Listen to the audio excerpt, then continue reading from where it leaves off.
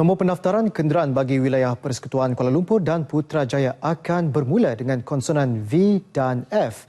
Keputusan itu dicapai kerajaan setelah mengambil kira nombor sedia ada bagi dua wilayah berkenaan tidak lagi menarik selain sukar dibaca. Ketika ini, nombor pendaftaran kenderaan Kuala Lumpur serta Putrajaya bermula dan berakhir dengan alfabet.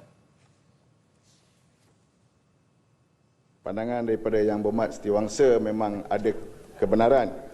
Apabila nombor wilayah ni dah begitu rumit, sebenarnya pendapatan kerajaan pun menurun kerana nombor ni tak atraktif lagi.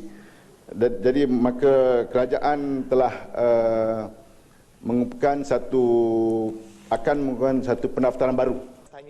Penjelasan itu menjawab soalan Wakil BN Setiausaha Datuk Ahmad Fauzi Zahari mengenai perancangan Kementerian Pengangkutan untuk memudahkan nombor pendaftaran kenderaan sekarang yang sukar dibaca berbanding nombor kenderaan sebelum ini. Setakat hari ini, nombor pendaftaran bagi wilayah Persekutuan Kuala Lumpur dan Putrajaya bermula dengan WC dan berakhir dengan huruf V.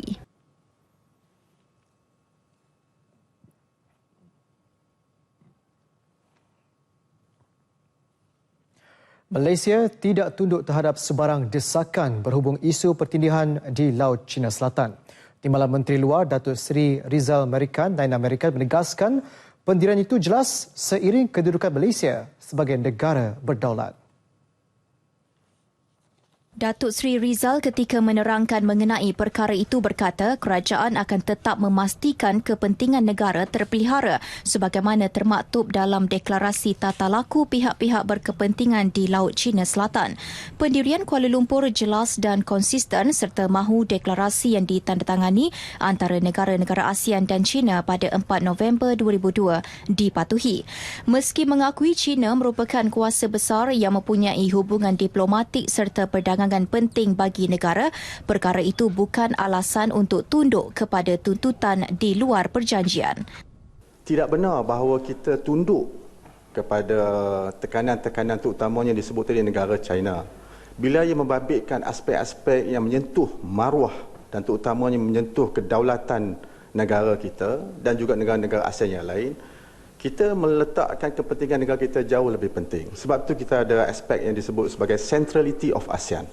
Saya bagi contoh, barangkali mungkin kita lihat pada komunike pada 2015 yang baru berakhir di Kuala Lumpur. Saya tak mau ambil di Cambodia.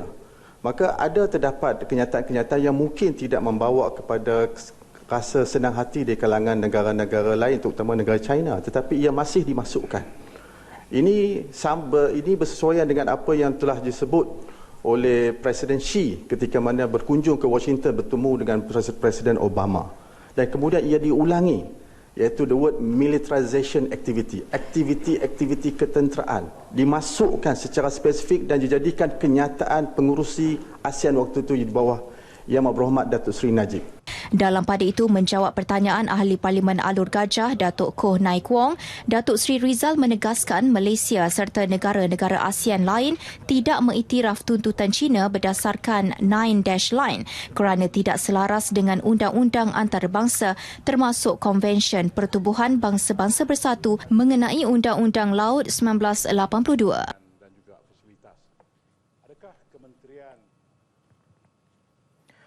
Pembentukan Kawalan Bersama Malaysia, Filipina dan Indonesia di Laut Cina Selatan akan diputuskan dalam mesyuarat Menteri-Menteri Pertahanan ASEAN ADMM minggu depan. Kerjasama dijangka membabitkan sebuah lagi negara yang berminat dengan inisiatif tersebut.